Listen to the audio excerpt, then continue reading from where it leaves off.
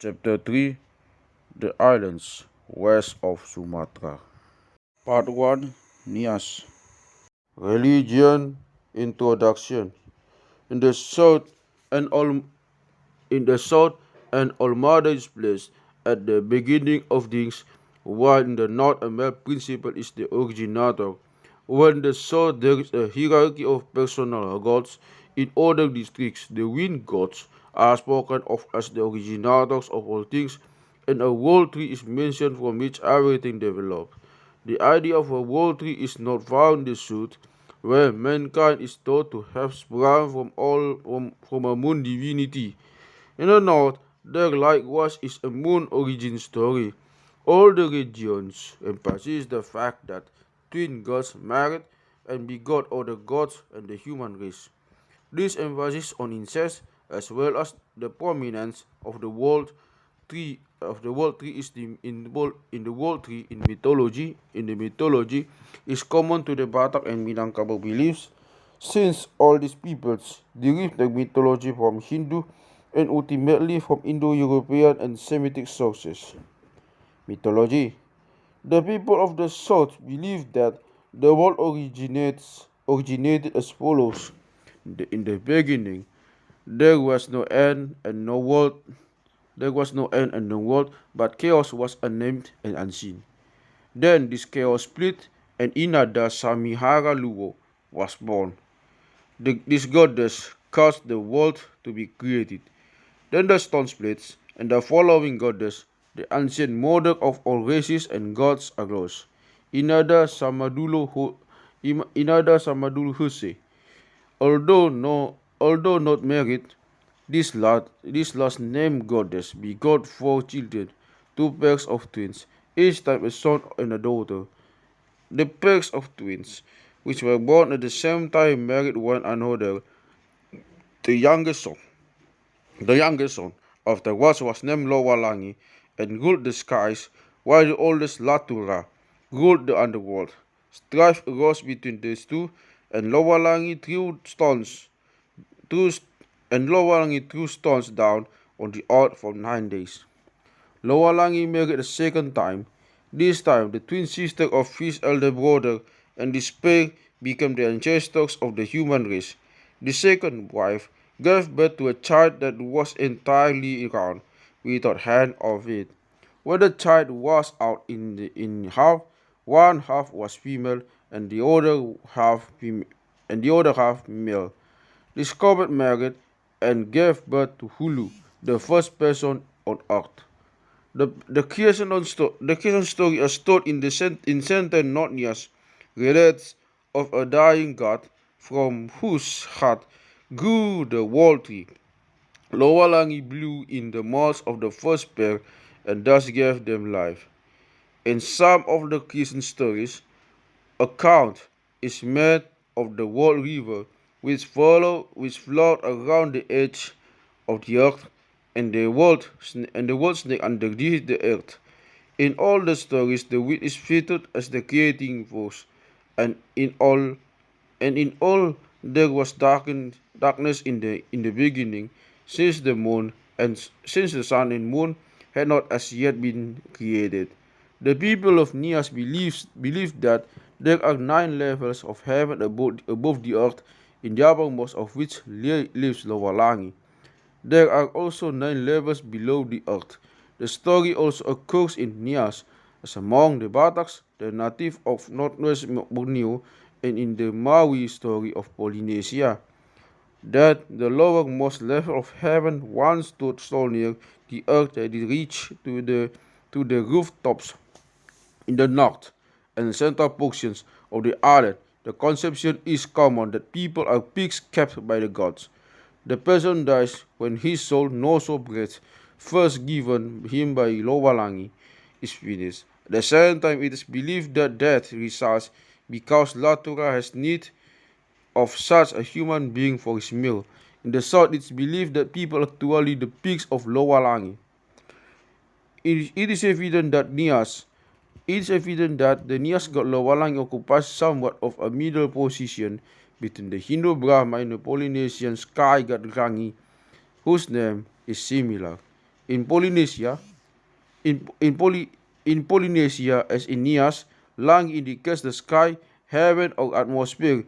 In Nias, Lawalang is the god of the winds, and he gives people the source of breath, which later returns to him.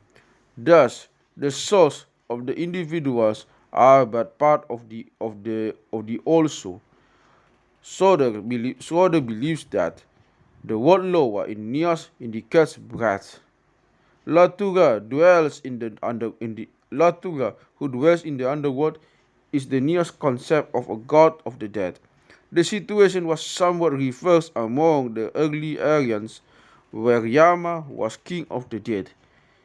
Yama lived with the gods in the highest heaven under the cosmic tree of life, drinking soma, which drip, which drip from its leaves. He was surrounded by Pitris, the souls of the righteous dead. Both Lawalangi and Latuga are gods, since they receive neither prayer nor sacrifice. The Niha believe in a number of tribal forefathers or cultural heroes. Most of the people relate about Hia, the father of mankind. He came to earth when still a small child, lived there until a full-grown man, and then returned to the heavens. From his attire and name, it is certain that is here is a moon god and corresponds indeed to the moon goddess Hina of Polynesia. A second cultural hero is Daily, who brought yams and polishing stones to the earth. Some stories also relate that he brought fire to mankind. A third cultural hero in Hulu, a third cultural hero, a third cultural hero he is Hulu. The origin of grass and trees are attributed to him, and it is said that they sprang from his blood. The fourth tribal father is Sebua, who brought the priest drum with him. The Niha recognized as spirits the ghosts of forefathers Bihu, the wood spirits Bela or Belada, and the gods. Certain natural phenomena also are called Bihu, as the spirit of evening glow and the spirit which come out when the sun is shining through the rain. Those natural spirits are very dangerous. In one locality, it is thought that the giant snake under the earth causes earthquakes. The soul and the afterlife. According to Schroeder, the normal Niasman is divided into following parts. 1. The material body, Boto. After death, the body, with the exception of the bones, is thought to dissolve into the air. 2. The life-bringing breath, Noso, which is borrowed from the wind and which is borrowed from the wind and goes back again into the wind. Even the wooden idols, Adu, have to be given Noso in order to be efficacious. 3. The Lumo Lumo, CFV Malu Malu Deshet, and the Lumo, the Niha not only understands the shadow but also the image as seen in the water. The Luma is thought to be a second person, an ego outside of the body. This is the soul. This is the soul which leaves the body and travels in dreams and also in sickness. The Lumo Lumo is further divided according to eschatological ideas of the natives into two parts. One, the shadow. After that, it goes to the underworld. 2. A likeness of the person, such as one can see in the water, but which is split into a constant something, an image which even after death is thought to be present near the grave. B. The life-working principle of the likeness. This cannot be thought of apart from A.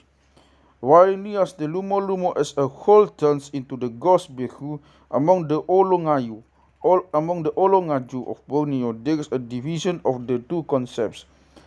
3. There the Lilias at once goes to the land of the dead, but the Karahang goes only after the dead face, and then owing to the heads which have been taken and which are demanded by the life-working principle of the likeness.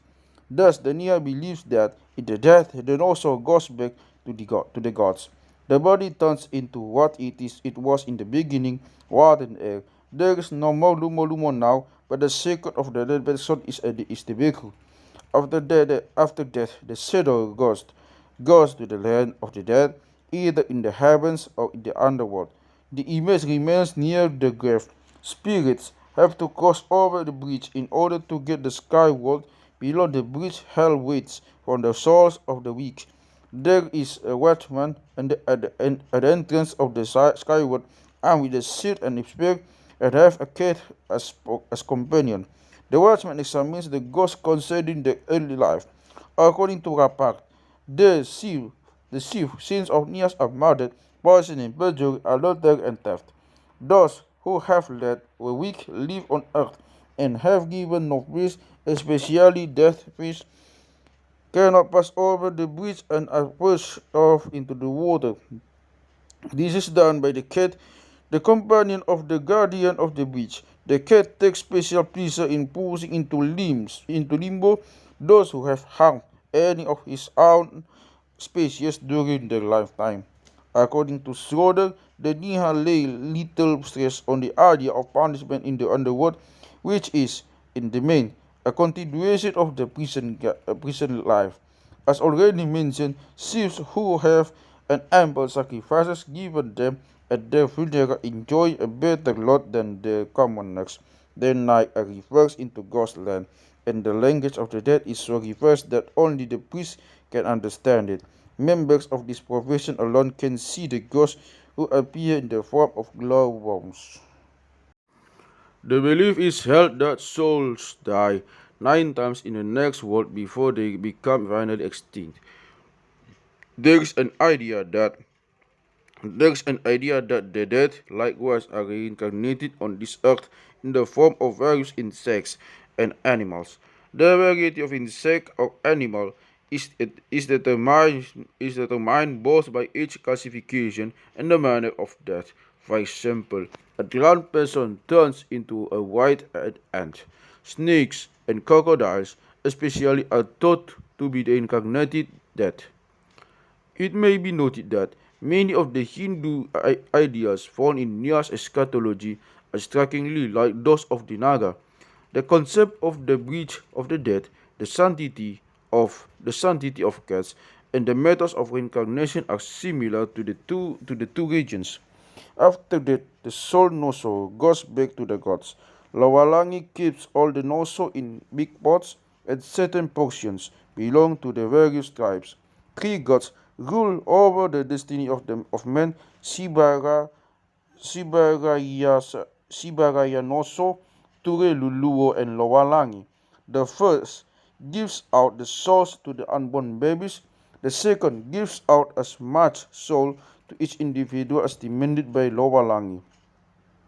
The amount of soul given out, and thus the duration of life, depends on the demands made by the unborn baby on Lawalangi. Thus, we have the Hindu concepts of a trinity of gods and predestination. Once a child is born, its nostril of breath soul lodges in the heart. The heart therefore enters into all Niha figures of speech as the seat of life and emotions. Sacrifice. There are two kinds of sacrifice in Nias: the sacrifice to the ancestral spirits and the sacrifice to the natural spirits and gods. The first is in the title of a communal meal and takes place at every feast. The gods eat the lumo of the slaughtered animal, and the people eat the meal. In offerings to the natural spirits and gods, both the flesh and the lumo are given the spirits. The various articles sacrificed included pigs, chickens, eggs, rice, palm wine, water, and human heads.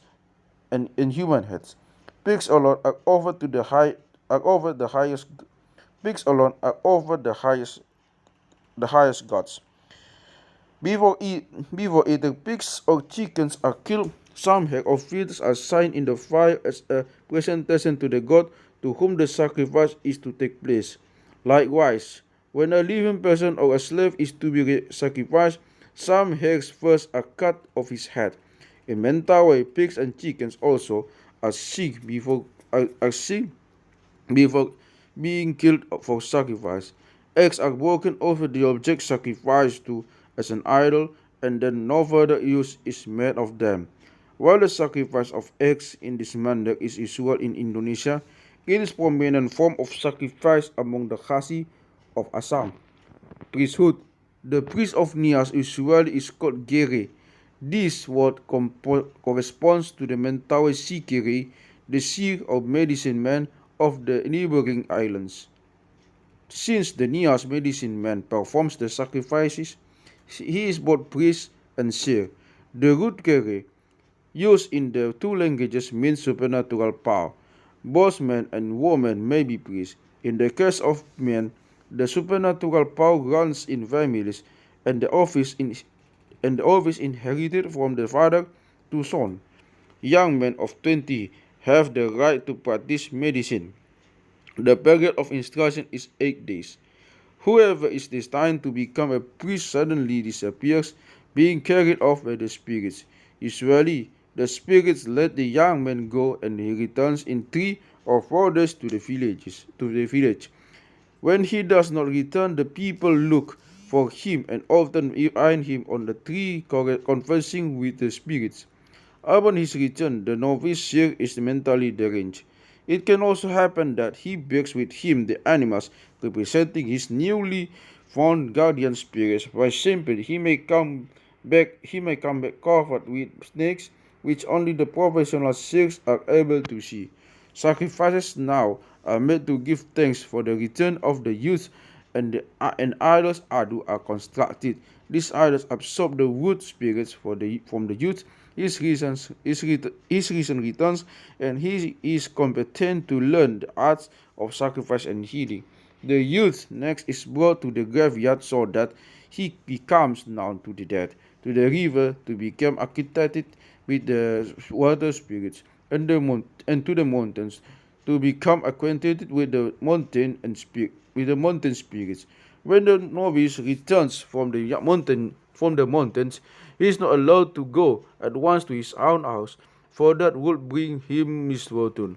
The ghosts who surrounded him would remain in his house and make his relations and pigs sick. Therefore, he goes to another town and remains there some days and nights in the hope of transferring the ghost to other people. If the father is a priest, he gives the novice instruction in magic, exorcism, and drumming. The other method of curing the young man learns from the other priest. He accompanies instructor on professional calls. In the show, the priest wears special clothing when in the devotional capacity, consisting of hair decoration and a cloth over the shoulder. Sickness. The causes of sickness are as follows: the absence from the body of the lumo lumo, the harming of the lumo lumo or the person himself. The lumo lumo can be taken away from the body by any one of 3 causes. 1. By either one of the gods Lowalangi or Alatura. 2. By evil spirits. 3. By the gods of the dead. In the short, it is always Lowalangi who takes the soul of the sick man, for the people are considered the pigs of Lowalangi. In this region, it is chiefly Lowalangi who gives life, and Lowalangi who takes life away. Sickness likewise can be caused by old age, misfortune, and accident. In these cases, it is the noso which is at fault. If a person dies of old age, it because the noso which he asks for at birth is used up. If a person dies from some accident other than head hunting, it is because he asked for too little noso at birth.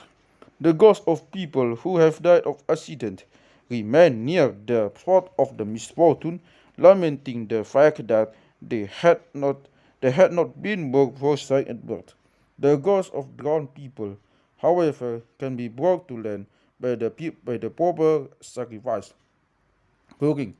Curing is entirely in the hands of the priest and the dukun, laymen doctors who massage and suck. In cases where sickness is supposed to be caused by the spirit world, and these are in the great majority, the priests are People may be bewitched without the aid of the spirits. For example, a sorcerer may project stones into a victim, causing him to have rheumatism. The patient then is unable to urinate, and a dugong is called upon to suck red and white pebbles for his bladder. In case of sickness due to soul loss, the priest must catch the lumo in a cloth and apply it to the head and shoulders of the patient. The priest knows when a ghost has taken the soul of the patient, when because the latter's body turns back.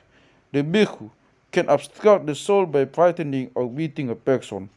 In case of an epidemic, the opinion is held that hostile demons are catching pigs around the country. The remedy is to shut down the settlement and keep out the spirits. People are allowed that they are not accompanied by the evil spirits, i.e., have no contagious disease. This is an effective quarantine, although the cause of the disease is unknown. The virus also can make people sick by scattering ashes, etc., around the country. They, they, they also place sickness in the water, and if a person drinks, he becomes ill. But this great fear of the river water must be attributed to the unclean habits of the natives. In Mentawei, the people would be afraid to pollute the rivers lest the mother of waters become angry and send sickness to the people. When there are many cases of sickness within a village, the priests exorcise the evil spirits. They do this by going around the village striking with these lances and hacking with their knives. Thus, if struck, stands a good chance of losing one of its 9 leaves. Often the ancestral idols Adu are made use of for the purpose of recovering the lumo of a patient. As an introduction, the idols are decorated with fresh palm leaves. A chain of palm leaves leading from the skull buried in front of the building to the idol representing its original owner serves as a trap for the lumo of the sick patient. Along this chain, the ghosts are led into the building where the idols are placed. A big feast now is held, and all the ancestors are invoked by drumming of the priests. It is the duty of these doctors to send out the evil spirits who have stolen the lomo and who seek entrance with a good ancestral ghost. A present of a banana stem is given the evil spirits who release the stolen lumo. This then is brought by the ancestors into the building. It is placed upon the head of the patient who recovers. The priest can converse with the ancestors by means of the idols. Priests receive their income from praise presents. As sacrifices, they obtain part of the sacrifice. The priests of Nias are sheikhs but not shamans. They are never, except under Malay influence, possessed by the guardian spirits.